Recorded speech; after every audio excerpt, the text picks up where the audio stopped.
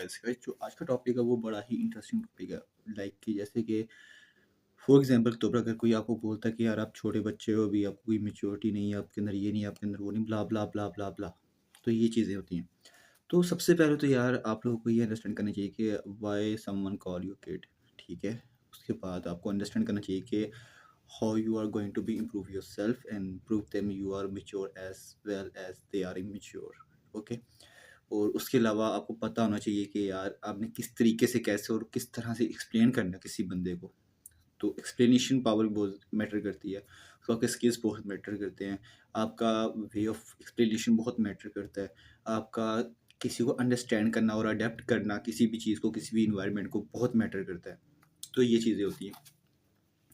इसके अलावा यार बहुत सी ऐसी चीज़ें हैं जो कि हम लोग अंडरस्टैंड नहीं कर पाते। फॉर एग्जांपल के तौर पर एज़ अ प्रोजेक्ट मैनेजर हमारे पास ऐसी चीज़ें होती हैं जो कि हम लोग करना चाहते हैं, हम दिमाग के अंदर होता है लेकिन ज़ुबान के ऊपर नहीं आता। अगर ज़ुबान के ऊपर होता है तो दिमाग के अंदर वो एक्सप्लेन नहीं कर रहा होता, एनालाइज़ नहीं कर रहा होता। ये बहुत सारी चीज़ें होती हैं। यहाँ पर हम लोग क्लाम माइंड को भी यूज़ करते हैं, हर एक चीज़ को अंडरस्टैंड करते हैं। तो फॉर एग्जांपल के तौर पर आज का जो मेन टॉपिक है वो ये है कि क्लाइंट हैंडलिंग होती क्या है एक्चुअल के अंदर और किस तरीके से चलते हैं। तो क्लाइंट हैंडलिंग एक्चुअल के अंदर वो चीज़ होती है जिसको साथ हम लोग क्लाइंट से कम्युनिकेट करते हैं, क्लाइंट को सेटिस्फाई रखते हैं, उसको डेली अपडेट देते हैं, उसको उसके दिए हुए डेडलाइन के ऊपर उसको एक्सप्लेन करते हैं कि हमें कितना टाइम लगेगा, या बिफोर हम लोग सबमिट कर सकते हैं या हमें थोड़ा टाइम लग जाएगा। तो ये चीज़ होती है क्लाइंट हैंडलिंग के ऊपर, ये डिपेंड करती है। दूसरी बात ये है कि 24/7 को अपडेट रखना, अपने स्प्रिंट को उनके साथ शेयर करना, उसके उनके साथ ट्रांसपेरेंसी रखना, फिर बजट के अंदर रह के अपनी टीम के साथ भी मैनेज करना। क्योंकि क्लाइंट जब भी आता है as a IT project manager, जब भी आपके पास क्लाइंट आएगा वो एक बीडी के थ्रू आएगा। बीडी में मीन्स बिज़नेस डेवलपर जो होता है, जो कि बिड को करता है, जो कि आपके अपवर्क और फाइवर के ऊपर लेके चलता है। तो ये चीज़ें होती हैं। उसके बाद सबसे मेन काम जो होता है ना, ट्रांसपेरेंसी होता है क्लाइंट हैंडलिंग के अंदर। लेकिन उसके अलावा आप स्मार्ट वर्क भी करना बहुत ज़रूरी है, ज़ाहिर सी बात है। अब हर एक चीज़ तो आप क्लाइंट को नहीं बता सकते। तो क्लाइंट को किस तरीके से आपने मेंटेन रखना है वो आप पे डिपेंड करता है, आपके एनवायरनमेंट पे डिपेंड करता है, आपकी टीम के ऊपर डिपेंड करता है। बहुत सारी ऐसी चीज़ें होती हैं जो कि आप लोग एक्सप्लेन करते तो हो, लेकिन आपको वो नज़र नहीं आ रही थी प्रैक्टिकली, और क्लाइंट भी आपसे फ्रस्ट्रेट हो रहा होता है। तो क्लाइंट हैंडलिंग का तो बेसिकली मेन जो कॉन्सेप्ट होता है ना, क्लाइंट को टैकल करना होता है, क्लाइंट को कायल करना होता है अपनी तरफ, कि मैं आपका काम बेहतरीन करके दूँगा, you don't you worry about anything. आपने मुझ पे भरोसा किया तो मैं आपसे काम कर रहा हूँ, अच्छे तरीके से करूँगा, मैं आप ही का बंदा हूँ, आपके अंडर ही काम कर रहा हूँ। ये चीज़ बताना बहुत ज़रूरी होता है, और ये किस तरीके से बताते हो आप? अपने वर्क से, अपने पास्ट एक्सपीरियंस से, अपनी टीम से, आपकी टीम के साथ किस तरीके से आपकी टीम आपको लेके चल रही है और क्या-क्या चीज़ें लेके चल रही है, आपको क्या-क्या एक्सप्लेन कर रही है टीम आपकी, वो उनकी जो होती है कांस्टेंट काम करने का तरीका जो होता है वो। और इसके अलावा और भी बहुत सारी चीज़ें होती हैं। फॉर एग्ज़ाम्पल के तौर पर अगर क्लाइंट आपको कोई ऐसा प्रोजेक्ट दे रहा है जिसका उसने ना डिज़ाइन बनाया है, ना उसने क्या कहते हैं उसकी कोई भी डॉक्यूमेंटेशन की है, ना उसने कुछ भी नहीं किया, उसके पास सिर्फ़ एक ब्लाइंड आइडिया है। तो आप क्या करोगे, एक डेवलपर को लोगे साथ, सॉरी डेवलपर कह दिया मैंने, आप एक डिज़ाइनर को लोगे साथ, फिर उसके साथ आप क्लाइंट की मीटिंग करवाओगे, फिर उसके अंडरस्टैंड करोगे, वो एक प्रोटोटाइप बनाएगा, फिर आप उस क्लाइंट के जो भी आइडिया होगा उसको डॉक्यूमेंट करोगे, उस प्रोटोटाइप के थ्रू, ठीक है? क्योंकि ब्लाइंडली आप कोई भी डॉक्यूमेंटेशन बनाओगे ना, तो वो एक उसका एक कंपैरिज़न हो जाता है।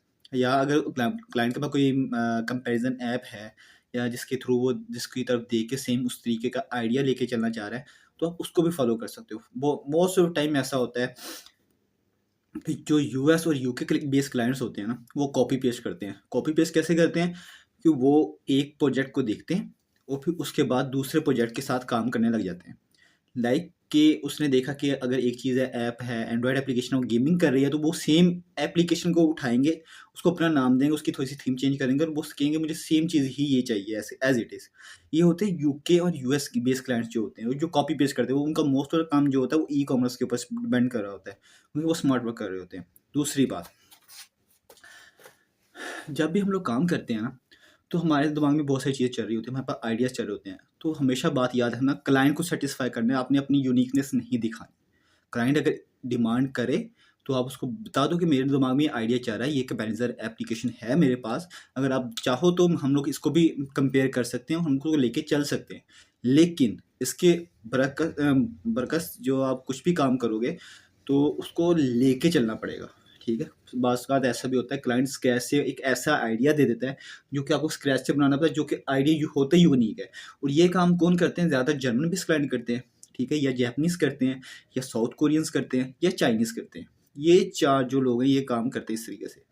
और जो यूएस यूके बेस्ड क्लाइंट होते हैं वो कॉपी पेस्ट करते हैं, इकोनॉमिक्स का काम ही करना होता है उन्होंने, वो हर चीज़ वो करनी, तो उनको टैकल करना बहुत ईज़ी होता है। लेकिन सबसे जो टॉक्सिक फॉर एग्ज़ाम्पल के तौर पर हमारे पास क्लाइंट आते हैं ना, वो स्पेन की साइड से आते हैं, वो समटाइम्स अच्छे भी मिल जाते हैं, समटाइम्स वो फ्रस्ट्रेटेड भी मिल जाते हैं, जो कि आपको भी फ्रस्ट्रेट कर देते हैं।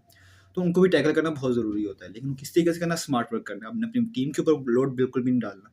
पहली चीज़, उनको साफ-साफ बता देना हम लोग आपको वीकली अपडेट दिया करेंगे। दूसरी बात, अपनी टीम को इस तरीके से रखो कि आपने क्या है ना कि फ्राइडे वाले दिन फॉर एग्ज़ाम्पल कभी अब मंडे या फ्राइडे, इस दिन आपने कोई कोडिंग नहीं करनी है, आपने प्रीवियस वर्क जितना भी अपने क्लाइंट को शो करना है, फिर इसके नेक्स्ट जब वो सैटिस्फाई हो जाएगा, फिर इसके आगे काम करना है। ये चीज़ होती है। इसके अलावा और भी बहुत सारी इंपॉर्टेंट चीज़ें होती हैं, लाइक कि आपने डेली बेस पे नोट्स बनाने हैं अपने, क्योंकि as a IT project manager और एज अ डेवलपर और एज अ एसक्यूए इंजीनियर और कोई भी आप में जो भी काम कर रहा होगा, किसी भी आईटी फील्ड के अंदर काम कर रहा होगा, तो आपको अंडरस्टैंड होना चाहिए कि ये चीज़ें बहुत मैटर करती हैं कि आपके पास आप में आइडियाज़ हों, आपने कॉपी पेस्ट ना किया हो कहीं से भी। और दूसरी बात, सबसे इंपॉर्टेंट बात मैं तो बताने ही भूल गया, कि जब भी आप कॉपी पेस्ट करते हो ना, एआई से कोई भी प्रॉम्प्ट लिया है तो कॉपी पेस्ट करते हो, उसके अंदर आपने जो स्पेशल करैक्टर्स होते हैं, फॉर एग्जांपल के तौर पर माइनस का जो होता है, लॉन्ग बार होता है, जिसको हम लॉन्ग बार भी कहते हैं, और नॉट वगैरह टाइप जो होती है, तो उसको हमने क्या कहते हैं, रिमूव करना होता है सबसे पहले।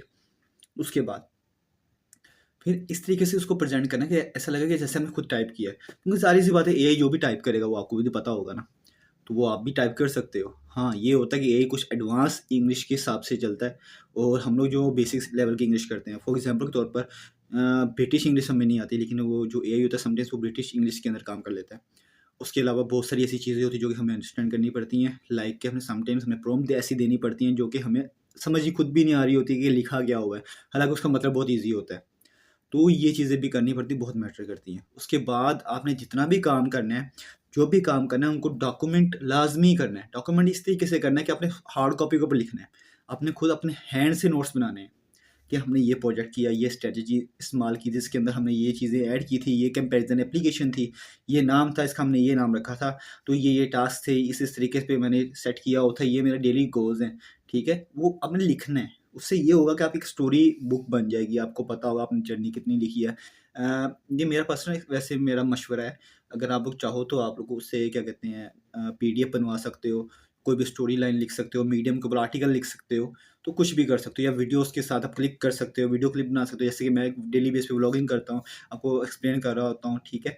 तो उस तरीके से आप लोग भी ये काम कर सकते हो। इससे ये होता है कि आपको ये करने की ज़रूरत नहीं है कि आप कुछ सक्सेसफुल होगे या नहीं होगे, आपको एक्सप्लेन होगा या नहीं होगा, आप क्या कहते हैं पॉपुलर होगे या नहीं होगे, कोई आपको सुनता भी होगा, नहीं सुनता होगा, कोई मैटर नहीं करता, ठीक है? आप तो अपने लिए सुन रहे हो ना, तो ये बहुत सारी इंपॉर्टेंट चीज़ें होती हैं। उसके बाद सबसे पहले आपको ये पता होना चाहिए कि as a IT project manager आपको हर चीज़ को अडॉप्ट करना पड़ेगा, हर किस्म के माहौल को अडॉप्ट करना पड़ेगा, हर एक चीज़ को अंडरस्टैंड करना पड़ेगा, ठीक है? हर किस्म के रवैयात को आपको बर्दाश्त करना पड़ेगा।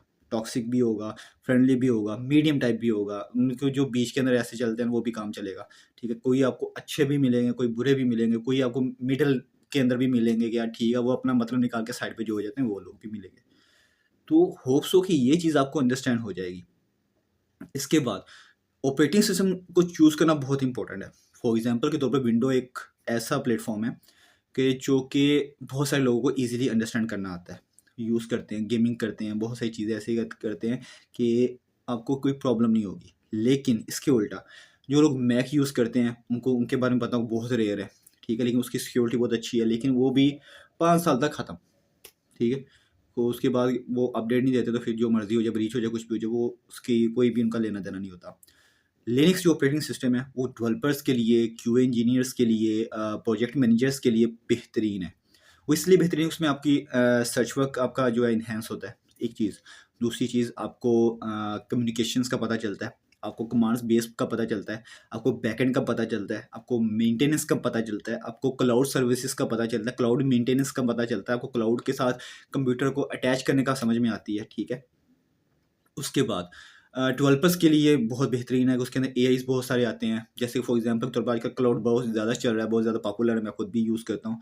तो क्लाउड बेस्ड जो सिस्टम्स होते हैं वो भी बहुत सारा मतलब मैटर करते हैं, ठीक है?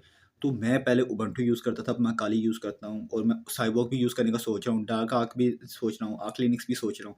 लेकिन इसका मतलब ये नहीं है कि मैं हर एक चीज़ पे ग्रिप रख सकता हूँ। कमांड्स डिफरेंट होती हैं, ठीक है? उसके अंदर थोड़ा सिंटैक्स का चेंज होता है, कमांड आपकी क्या कहते हैं आपको लगता है कि नहीं कर सकते लेकिन कर लेंगे। सेम प्रोसेस होता है, सेम हर चीज़ होती है। हाँ, उसमें कुछ चीज़ें ऐसी होती हैं जैसे फॉर एग्ज़ाम्पल के तौर पर आप लोग उबंटू के सूडो लगाते हो, तो लिनक्स के ऊपर इको लगाते थे, ठीक है? लेकिन अब लिनक्स के ऊपर भी आप सूडो लगा के अपडेट कर सकते हो। वो चीज़ें मैटर नहीं करती हैं। अब लिनक्स में सबने एक ही उन्होंने प्लेटफ़ॉर्म को जो है वो अटैच कर दिया है, ठीक है? और आप हर लिनक्स के ऊपर अपने पसंदीदा टूल्स को इंस्टॉल कर सकते हो, उसको लेके चल सकते हो, उसको अच्छे तरीके से आप एक्सप्लेन कर सकते हो।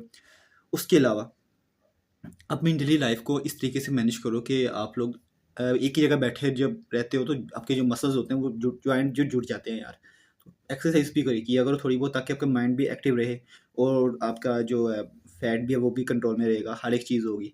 इसके अलावा बहुत ज़्यादा इंपॉर्टेंट चीज़ है कि कॉफ़ी को कम यूज़ करो, चाय को कम यूज़ करो। उसका रीज़न ये है कि वो आपके अंदर तज़ाबियत पैदा करता है। As a developer, as a IT project manager या एज़ अ आईटी पर्सन आपको ये चीज़ शोभा नहीं देती कि आप अपने आप को स्लो करो। तो अगर आपने लॉन्ग टर्म चलना है, अपने आप को चलाना है और एक्टिव माइंड के साथ चलना है, तो पानी का इस्तेमाल ज़्यादा करो और अच्छे से लेके चलो। दूसरी बात, अभी टीम के साथ सबसे इम्पोर्टेंट चीज़ है कि टीम के साथ बना के रखनी है। उसका रीज़न ये है कि क्रॉस फंक्शनल टीम्स होती हैं। ज़्यादा से ज़्यादा 5 लोग होते हैं यार। एज़ अ प्रोजेक्ट मैनेजर 5 लोगों को हैंडल करना, या मैक्सिमम से भी मैक्सिमम होगा भी ना 15 लोग होंगे, इससे ज़्यादा नहीं होंगे।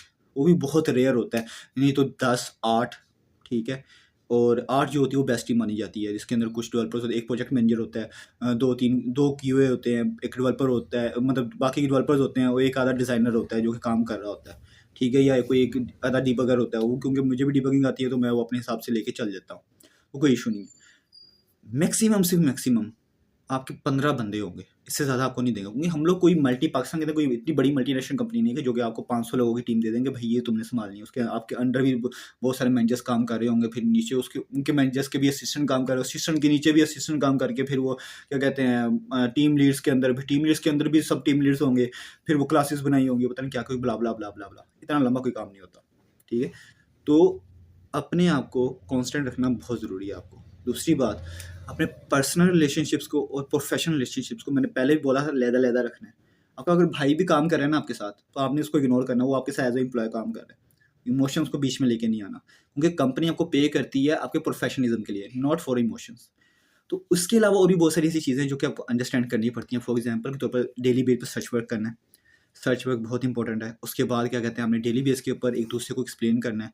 डेली बेस पे मीटिंग्स करनी है कि न्यू आइडियाज़ को अंडरस्टैंड करना है। कोई आपसे जूनियर डेवलपर है तो उससे आपने कुछ चीज़ें एक्सप्लेन करनी है, पूछनी है, ठीक है? उससे आप फ्रेंडली एनवायरनमेंट प्रोवाइड करो ताकि वो आपको कोई चीज़ बता सके, क्योंकि जो जूनियर्स होते हैं ना, उनके पास एक्टिव माइंड होता है। एक्टिव माइंड होता है उनके पास, वो एक दूसरे एक ऐसे तरीके से वो अपने आप को एक किस्म का खुद को ही मेंटर कर रहे होते हैं। तो वो उनके पास न्यू आइडियाज़ होते हैं, फ्रेश माइंड होता है, उनके पास हंगर होती है, वो पोटेंशियल होते हैं, ठीक है? उनके पोटेंशियल होती है, नज़र आ रही होती है, यार मैं कर लूँगा ये, डोंट वरी, ठीक है? ये चीज़ होती है, तो जूनियर्स को लाज़मी अप्रोच करो। उनको ये ना कहो कि you are the boss, no, you are not going to behave like a boss, you are going to behave like a leader. और जो लीडर होता है वो हर एक को अंडरस्टैंड करता है, हर एक को सुनता है और हर एक को एक्सप्लेन भी करता है। अगर इवन उसको नहीं भी आता तो वो कहता है, यार अगर मुझे तो ये चीज़ नहीं पता, तो हो सके तो अगर आपको पता है तो आप मुझे एक्सप्लेन करो ताकि मुझे भी समझ में आए। Not in a negative way कि आप एज़ अ प्रोजेक्ट मैनेजर हो तो आपसे लोग डरें बात करने के लिए। इतना फ्रेंडली माहौल रखो कि आपसे डायरेक्टली कोई आके बात करे ना, तो आपको पता हो कि यार मुझे बात पता है, ठीक है? और हर छोटी-छोटी बात पे आप टीम के अंदर कॉन्फ्लिक्ट्स नहीं कर सकते, या क्या हर छोटी बात के ऊपर आप कहो कि यार मेरी टीम तो ये करती है, वो करती नहीं। कुछ चीज़ होती है इग्नोर करने वाली, इग्नोर करो कि भाई ठीक है, जाने दो। जब तुम्हारे तक बात पहुँचेगी तो तुम देखोगे, दोनों तरफ़ा बात सुनोगे, जो रिज़ल्ट होगा वो आप सोच समझ के कर लो, या तो आप मोस्ट ऑफ द टाइम्स ये होता है कि आप सुलह करवा देते हो। लेकिन अगर कोई कंपनी को या प्रोजेक्ट को कोई लॉस हो रहा है तो आप फिर स्ट्रिक्ट एक्शन लेते हो, वो मजबूरी है। तो ये चीज़ें होती हैं अंडरस्टैंड करने वाली। उसके बाद क्लाइंट हैंडलिंग तो यार बहुत ईज़ी है, लेकिन क्लाइंट को सैटिस्फाई करना और अपनी टीम को अंडरस्टैंड करना, अपने आप को सैटिस्फाई करना, ये बहुत ज़रूरी होता है, ठीक है? क्लाइंट हैंडलिंग हर चीज़ नहीं होती as a project manager. Client handling के अलावा और भी बहुत सारी चीज़ें होती हैं। कंपनी को मैनेज करना है, कंपनी के स्टैक्स को मैनेज करना है। उसके बाद अपने एचआर्स के साथ भी कम्युनिकेट करना होता है, अपनी टीम को अपने अंडरस्टैंड करना होता है ताकि वो टॉक्सिक एनवायरनमेंट से निकल कर आपके लिए हिमायत भी करेंगे वो, और आपको वोट भी देंगे, आप उनके साथ अच्छी करेंगे। हमेशा ग्रीन फ्लैग भी नहीं रहना और हमेशा रेड फ्लैग भी नहीं रहना, मतलब दरमियान के अंदर हो, येलो फ्लैग बन के रहो कि यार ठीक है, इसकी भी सुननी है, उसकी भी सुननी है, जो बेस्ट अप्रोच होगी को लेके चलना है। लेकिन जो होता है ना टॉक्सिक एनवायरनमेंट होता है, मैं तू बोल सही तेनू मैं दसांगा, ये वाला काम नहीं करना, ठीक है? या तू बाहर मिल तुझे मैं बताऊँगा, ये काम नहीं करना। मेरे साथ भी हो चुका है लेकिन ऐसा करना नहीं है, ठीक है? मैं भी जब जूनियर था, तो अपना एक किस्सा बताता हूँ। मैं जूनियर था, तो मैं एक बार माइंड बीच के अंदर काम कर रहा था, तो मेरा जो सीनियर था वो मुझे कहता मैं तुझे बताता हूँ बाहर आ। मैं बाहर गया, अब ज़ाहिर बात है मेरे जो चाचू थे वो उसके अंदर ज़रा हेड के ऊपर थे। मैं बाहर गया तो बाद में उसको पता चला कि मेरे चाचू है ये। तो मुझे वो कहता है कि यार सॉरी सर हमने गलती हो गई, ये हो गया वो। फिर उसने मुझे उस अगले दिन से मतलब अप्रोच बड़ी अच्छी उसने मुझे दिया, कवर अप किया हर चीज़ की। तो ये चीज़ें होती हैं एक्सप्लेन करने वाली। समटाइम्स आप लकी होते हो, समटाइम्स आप लकी नहीं होते, तो ऐसा नहीं है, ठीक है? रिस्पेक्ट एवरीबॉडी, बेशक मेल है वो फीमेल है, मैटर नहीं करता। और एज अ प्रोजेक्ट मैनेजर आपकी रिस्पॉन्सिबिलिटी है कि आप हर एक को एक्सप्लेन करो, हर एक को सुनो।